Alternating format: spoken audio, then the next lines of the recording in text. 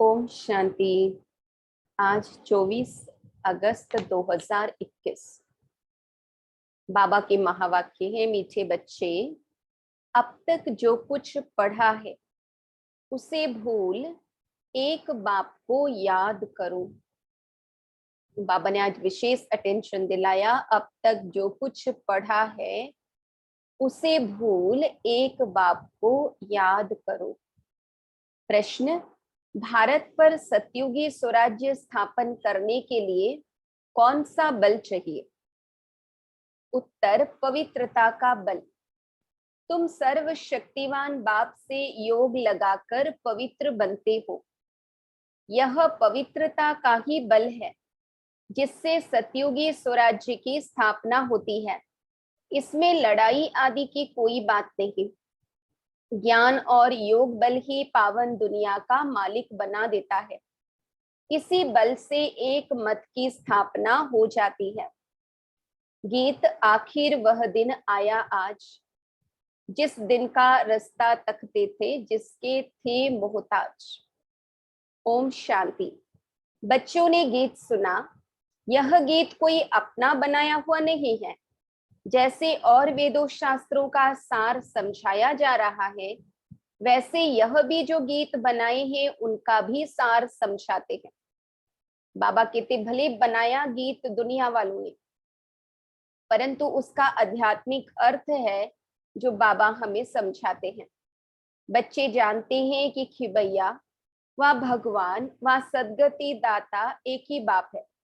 भक्ति करते हैं जीवन मुक्ति के लिए, परंतु जीवन मुक्ति व सदगति दाता एक भगवान है। उसका अर्थ बच्चे ही समझ सकते हैं, मनुष्य नहीं समझते हैं। सदगति अर्थात दुख से छुड़ाकर शांति की प्राप्ति कराते हैं। भारतवासी बच्चे जानते हैं कि यहाँ पवित्रता सुख शांति थी, जबकि इन लक्ष्मी नारायण का राज्य था। राधे कृष्ण का राज्य नहीं कह सकते। वास्तव में माताओं की हमजिन्स राधे हैं, उनको जास्ती प्यार करना चाहिए।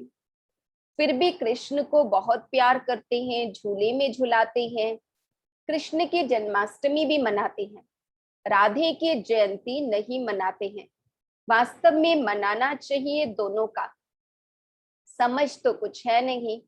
उन्हों की जीवन कहानी को तो कोई जानते नहीं। बाप आकर अपनी और सबकी जीवन कहानी सुनाते हैं। मनुष्य कहते भी हैं शिव परमात्माय नमः, परंतु उनकी जीवन कहानी को नहीं जानते। मनुष्य की जीवन कहानी को हिस्ट्री ज्योग्राफी कहा जाता है। दुनिया की हिस्ट्री ज्योग्राफी तो गाई जाती है ना। कितने इलाके पर राज्य करते थे, कितनी जमीन पर राज्य करते थे, कैसे राज्य किया, फिर वह कहाँ गए, यह बातें कोई नहीं जानते। तुम बच्चों को अच्छी रीति समझाया जाता है। रचयिता और रचना की नॉलेज बच्चों को समझाते हैं। तुम बच्चों को मालूम पड़ गया है कि बरोबर अब कलयुग का अंत है और सतयुग का आदि है। संगम पर ही परम पिता परमात्मा आकर मनुष्य को पतित से पावन देवता बनाते हैं, उत्तम पुरुष अथवा पुरुषोत्तम बनाते हैं।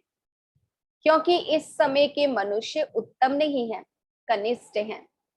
उत्तम, मध्यम, कनिष्ठ, सतो रजो तमो होते हैं। जो अच्छी तरह ज्ञान सुनेंगे उनको सतोगुणी कहेंगे, जो थोड़ा सुनेंगे उनको रजोगुणी कहेंगे, जो सुनते ही नहीं उनको तमोगुणी कहेंगे। पढ़ाई में भी ऐसे होता है। तुम बच्चों को सतो प्रधान पढ़ाई चाहिए, इसलिए सतो प्रधान लक्ष्मी नारायण बनने का तुमको ज्ञान दिया जाता है। नर से नारायण, नारी से लक्ष्मी बनना है। गीता के लिए भी तुम कहते हो कि यह है सच्ची गीता। तुम लिख भी सकते हो, यह है सच्ची गीता पाठशाला, अर्थात सत्य नारायण बनने की कथा, अथवा सच्ची अमर कथा, सच्ची तीजरी की कथा।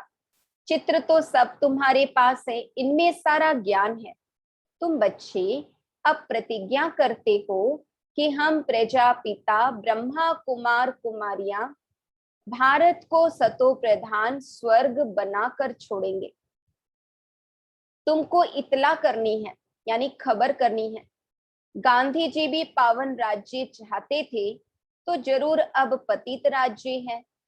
यह कोई समझ नहीं सकते कि हम खुद पतित है। रावण है 5 विकार, कहते हैं राम राज्य चाहिए, तो जरूर आसुरी संप्रदाय ठहरे ना। परंतु यह किसकी बुद्धि में नहीं आता है। कितने बड़े बड़े गुरु लोग भी इतना नहीं समझते हैं। तुम बच्चे इतला करते हो, खबर करते हो कि हम श्रीमत पर ब्रह्मा द्वारा 5000 वर्ष पहले मापिक दैवी राज्य स्थापन करेंगे।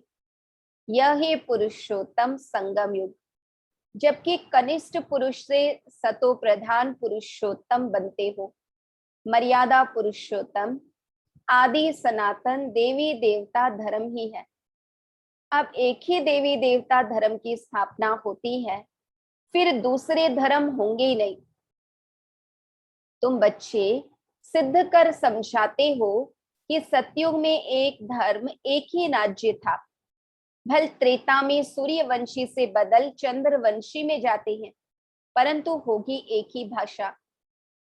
अब तो भारत में अनेक भाषाएं हैं, है ना। बाबा कहते सतयुग में एक राज्य, एक धर्म, एक भाषा, एक कुल, एक जाति, इसलिए उसको अद्वैत राज्य कहा जाता है, अद्वैत धर्म कहा जाता है। तो बाबा कहते हैं भल त्रेता में सूर्यवंशी से बदल चंद्रवंशी में जाते हैं, परंतु होगी एक ही भाषा, देवनागरी भाषा ही चलेगी। अब तो भारत में अनेक भाषाएं हैं। बच्चे जानते हैं कि हमारे राज्य में एक ही भाषा थी। आजकल तो बहुत कुछ देखते रहेंगे, जैसे मुसाफिरी से नजदीक आते जाते हैं अपने देश तरफ, तो खुश होते हैं कि अब अपने घर आ गए, बस अब जाकर मिलेंगे, है ना। अपनों से मिलने की खुशी भासने लगती है। तुमको भी अपनी राजधानी का साक्षात्कार होता रहेगा। बाबा कहते जितना समय नजदीक आता जाएगा, हमें भी सतयुगी नजारे दिखाई देंगे। अपने पुरुषार्थ का भी साक्षात्कार होगा। देखेंगे कि बाबा हमको कितना कहते हैं कि पुरुषार्थ करो, नहीं तो हाय हाय करेंगे और पद भी कम हो जाएगा।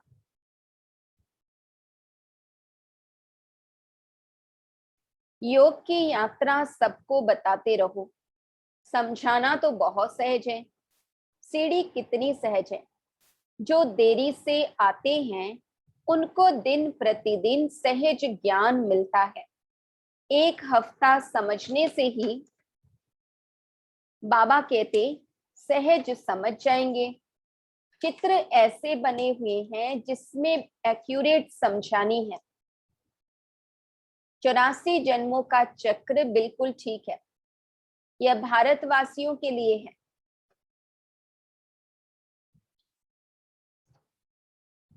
तुम बच्चों की बुद्धि में सारा ज्ञान है। तुम जानते हो कि पतित पावन सदगति दाता शिव बाबा के मत पर हम फिर से सहज राजयोग बल से अपने तन मन धन से भारत को स्वर्ग बनाते हैं। दूसरे कोई का हम नहीं लगाते हैं। बाबा कहते हम अपने ही तन मन धन से बना रहे हैं, अपने ही तन मन धन से सेवा करते हैं। जितना जो करेंगे वह अपने भविष्य के लिए बनाते हैं। तुम ही घर के भाती हो, तुम्हारे से ही बाबा सतयुगी स्वराज्य स्थापन करा रहे हैं। खर्चा भी तुम ही करेंगे, तुम्हारा कोई जास्ती खर्चा नहीं है। तुमको सिर्फ शिव बाबा को याद करना है। कन्याओं को क्या खर्चा करना है, उनके पास कुछ है क्या। बाबा बच्चों से क्या फी लेंगे, कुछ भी नहीं। स्कूलों में तो पहले फीस की बात करते हैं, वहां कितना पढ़ाई में खर्चा होता है। यहाँ तो शिव बाबा बच्चों से कैसे पैसा लेंगे। शिव बाबा को अपना घर थोड़े ही बनाना है जो पैसा लेंगे। तुम बच्चों को भविष्य स्वर्ग में जाकर हीरे जवाहरों के महल बनाने हैं, इसलिए तुम यहाँ जो करते हो उसका रिटर्न भविष्य में तुमको महल मिल जाता है। यह बड़ी समझने की बातें हैं। जितना जो तन मन धन से सेवा करेंगे वह ऐसा वहां पाएंगे। कॉलेज व हॉस्पिटल बनाते हैं, 10 लाख 20 लाख लगाने पड़ते हैं, आजकल तो करोड़ों की बात है। उन्होंने तो कृष्ण का नाम लिख दिया है, वास्तव में है निराकार भगवान। तुमको श्रीमत देने वाला भगवान है, बाकी तो सब है रावण की मत पर। रावण राज्य में रावण की मत पर कितने डर्टी बन पड़े हैं, गंदे बन पड़े हैं, पतित बन पड़े हैं। अब यही सृष्टि पुरानी वही नई बनती है। सृष्टि में भारत ही था, भारत नया, भारत पुराना कहेंगे। नया भारत तो स्वर्ग था, फिर भारत पुराना है तो नर्क है। इनको कहा जाता है रौरव नर्क। मनुष्य की ही बात है, यहाँ सुख का नाम निशान नहीं है। यह कोई सुख थोड़ी है। बाबा कहते यहाँ सुख का नाम निशान नहीं है, यह कोई सुख थोड़ी है। सन्यासी भी कहते हैं इस समय का सुख काग बिस्टा समान है, माना क्षण भंगुर है। इसलिए वह गृहस्थ व्यवहार को छोड़ देते हैं, वह स्वर्ग व सत्यु की स्थापना कर न सके। कृष्णपुरी तो परमात्मा ही स्थापन करते हैं। श्री कृष्ण की आत्मा और शरीर दोनों सतो प्रधान थे, इसलिए कृष्ण को बहुत प्यार करते हैं, क्योंकि पवित्र है ना। गाया भी जाता है छोटा बच्चा ब्रह्म ज्ञानी समान है। छोटे बच्चों को विकारों का पता नहीं रहता, सन्यासियों को फिर भी पता है। बच्चा तो जन्म से ही महात्मा है। बच्चों को तो पवित्र फूल कहा जाता है। नंबर 1 फूल है श्री कृष्ण, स्वर्ग नई दुनिया का पहला प्रिंस। जन्म लिया तो कहेंगे फर्स्ट प्रिंस। कृष्ण को तो सब याद करते हैं कि श्री कृष्ण जैसा बच्चा मिले। अब बाप कहते हैं कि जो बनना है सो बनो। सिर्फ एक कृष्ण थोड़ी बनता है, प्रिंस ऑफ वेल्स कितने बनते हैं, सेकंड थर्ड होते हैं ना। बाबा कहते first prince of Wales, second prince of Wales होते हैं। तो यहाँ भी डिनास्टी है। बाप के पिछाड़ी फिर दूसरे गद्दी पर बैठेंगे, है ना, Lakshmi Narayan the first, Lakshmi Narayan the second, Lakshmi Narayan the third. जैसे घराने होते हैं वैसे यह घराना है। तुम्हारा कनेक्शन ही क्रिश्चियन से है। कृष्ण और क्रिश्चियन दोनों की एक ही राशि है, लेन देन भी आपस में बहुत चलती है। बाबा कहते भारत से वह कितना धन ले गए हैं, अब फिर दे रहे हैं, रिटर्न सर्विस कर रहे हैं।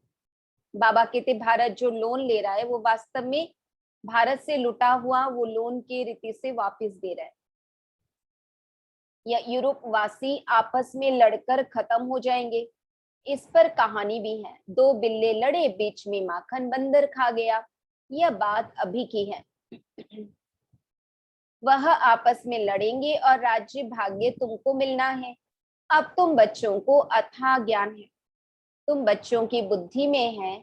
हम सब ब्रह्मा कुमार कुमारियां हैं। ऐसे नहीं कि हम गुजराती हैं, हम बंगाली हैं, यह है नहीं। यह मतभेद भी निकल जाना चाहिए। हम एक बाप की संतान हैं। ब्रह्मा द्वारा शिव बाबा की श्रीमत पर फिर से हम अपना स्वराज्य स्थापन कर रहे हैं, ज्ञान और योग बल से। योग बल से ही हम पावन बनते हैं। बाप है सर्वशक्तिमान, उनसे बल मिलता है। तुम विश्व की बादशाही लेते हो, लड़ाई आदि इसमें कुछ नहीं करते हो, सारा पवित्रता का बल है। कहते भी हैं कि आकर पतित से पावन बनाओ, तो याद का ही बल है। ऐसे नहीं कि वहां गोरख धंधे में जाकर सब भूल जाए, है ना। मधुबन जाते, बाबा के पास, बाबा के घर आते तो खूब नशा चढ़ता है, लेकिन बाबा कहते घर जाकर सारी बाबा की बातें भूल ना जाए। यहाँ सम्मुख तो ज्ञान सागर की लहरें देखते रहते हैं, नदियों में तो वह लहरें नहीं होती हैं। सागर की एक लहर कितना नुकसान कर देती है। जब अर्थक्वेक होगी तो सागर भी उथल खाएंगे। सागर को सुखाकर जमीन ली है, वह जमीन फिर कितने दाम में बेचते हैं। तुम जानते हो यह बॉम्बे ही नहीं रहेगी, क्योंकि पूरा ही बॉम्बे सागर को सुखाकर बनाया हुआ है। आगे यह बॉम्बे थोड़ी थी, छोटा एक गावड़ा था। यह माताएं तो भोली हैं, यह इतना लिखी पढ़ी नहीं है। यहाँ तो पढ़ा हुआ सब भूलना है। तुम कुछ नहीं पढ़े हो तो अच्छा है, भूलने की मेहनत नहीं करनी पड़ेगी। पढ़े हुए मनुष्य समझने समय कितने प्रश्न करते हैं। यहाँ तो सिर्फ बाप को याद करना है, किसी देहधारी मनुष्य को याद करने की बात नहीं है। महिमा है ही एक बेहद के बाप की। तुम जानते हो ऊंचे ते ऊंचा है एक भगवान, फिर सेकंड नंबर में ब्रह्मा, उनसे ऊंचा कोई होता नहीं। इससे बड़ी आसामी कोई नहीं, परंतु चलते देखो कितना साधारण है। कैसे साधारण रीति बच्चों से बैठते हैं, ट्रेन में जाते हैं, कोई क्या जाने कि यह कौन है। भगवान आकर ज्ञान देते हैं, जरूर प्रवेश कर ज्ञान देंगे ना। अगर कृष्ण होता तो भीड़ मच जाती, फिर तो पढ़ा भी न सके, है ना। ऐसा चटक जाते श्री कृष्ण को कि वो पढ़ा भी नहीं सकते, सिर्फ दर्शन करते रहे। यहाँ तो बाप गुप्त साधारण वेश में बैठ बच्चों को पढ़ाते। बाबा कहते ब्रह्मा तन में शिव बाबा प्रविष्ट है, ये कोटों में कोई, कोई में कोई पहचान पाते हैं। तुम हो इनकॉग्निटो सेना, गुप्त सेना। तुम जानते हो हम आत्माएं योग बल से फिर से अपना राज्य स्थापन कर रहे हैं। यह पुराना शरीर छोड़ जाए, नया गोरा शरीर धारण करेंगे। अब है आसुरी संप्रदाय, फिर बनेंगे दैवी संप्रदाय। आत्मा कहती है कि हम नई दुनिया में दैवी शरीर धारण कर जाए राज्य करूंगा। आत्मा मेल है, शरीर प्रकृति है। आत्मा सदैव मेल है, बाकी शरीर हिसाब किताब से मेल फीमेल का मिलता है। लेकिन मैं हूं अविनाशी आत्मा, यह चक्र फिरता रहता है। कलयुग का विनाश भी जरूर होगा, विनाश के आसार भी सामने देखते हो। वही महाभारत लड़ाई है तो जरूर भगवान भी होगा। किस रूप में, किस तन में है, वह तुम बच्चों के अलावा किसको पता नहीं। कहते भी हैं मैं बिल्कुल साधारण तन में आता हूँ, मैं कृष्ण के तन में नहीं आता हूँ। यही पूरे 84 जन्म लेते हैं। मैं इनके बहुत जन्मों के अंत के भी अंत में आता हूँ। 84 जन्म सूर्यवंशी घराने वाले ही लेते हैं, वही पहले नंबर में आएंगे। साकारी झाड़ और निराकारी झाड़ दोनों का तुमको सारा ज्ञान है। मूल वतन से नंबरवार आत्माएं आती हैं। पहले पहले देवी देवता धर्म की आत्माएं आती हैं, फिर नंबरवार और धर्म वाले आते हैं। चित्रों में समझानी तो बड़ी ऊंची है ना। झाड़ के चित्र में कौन सा धर्म कब आता क्लियर समझाया हुआ है। बच्चों को समझाना है, कुमारियों को खड़ा होना चाहिए। बाबा कहते कुमारियों को सेवा के लिए तैयार होना चाहिए। कोई बच्चियां ऐसी ऐसी बातें समझाएं तो कमाल है ना, कितना नाम निकालेंगी। लौकिक अलौकिक दोनों नाम वाला करेंगी। अच्छा, मीठे मीठे सिकिलधे बच्चों प्रति माता पिता बाप दादा का याद प्यार और गुड मॉर्निंग। रूहानी बाप की रूहानी बच्चों को नमस्ते। हम रूहानी बच्चों की रूहानी बाप दादा को याद प्यार गुड मॉर्निंग और नमस्ते। धारणा के लिए मुख्य सार, संगम युग पर श्रेष्ठ कर्म करके पुरुषोत्तम बनना है। कोई भी ऐसा कर्म नहीं करना है जो कनिष्ठ बन जाए। गुप्त रूप में बाप का मददगार बन भारत को स्वर्ग बनाने की सेवा करनी है। अपने ही तन मन धन से भारत को स्वर्ग बनाना है। याद और पवित्रता का बल जमा करना है। वरदान, अपने असली संस्कारों को इमर्ज कर सदा हर्षित रहने वाले ज्ञान स्वरूप भव। जो बच्चे ज्ञान का सिमरन कर उसका स्वरूप बनते हैं वह सदा हर्षित रहते हैं। सदा हर्षित रहना यह ब्राह्मण जीवन का असली संस्कार है। दिव्य गुण अपनी चीज है, अवगुण माया की चीज है। जो संग दोष से आ गए हैं अब उसे पीठ दे दो और अपनी ऑलमाइटी अथॉरिटी की पोजीशन पर रहो तो सदा हर्षित रहेंगे। है ना, बाबा कहते रावण की चीज को पीठ कर दो, माया की चीज को, और जो बाबा दे रहे हैं उसके तरफ मुंह करे, यानी उसको धारण करे, उस पोजीशन में रहे तो सदा हर्षित रहेंगे। कोई भी आसुरी व व्यर्थ संस्कार सामने आने की हिम्मत भी नहीं रख सकते। अगर हम ऑलमाइटी अथॉरिटी के पोजीशन में स्थित रहेंगे तो कोई भी व्यर्थ आसुरी संस्कार सामने नहीं आ सकते। अपने असली संस्कारों को इमर्ज कर सदा हर्षित रहने वाले ज्ञान स्वरूप भव। श्लोगन, संपूर्णता का लक्ष्य सामने रखो तो संकल्प में भी कोई आकर्षण आकर्षित नहीं कर सकती। संपूर्णता का लक्ष्य सामने रखो तो संकल्प में भी कोई आकर्षण आकर्षित नहीं कर सकती। ओम शांति।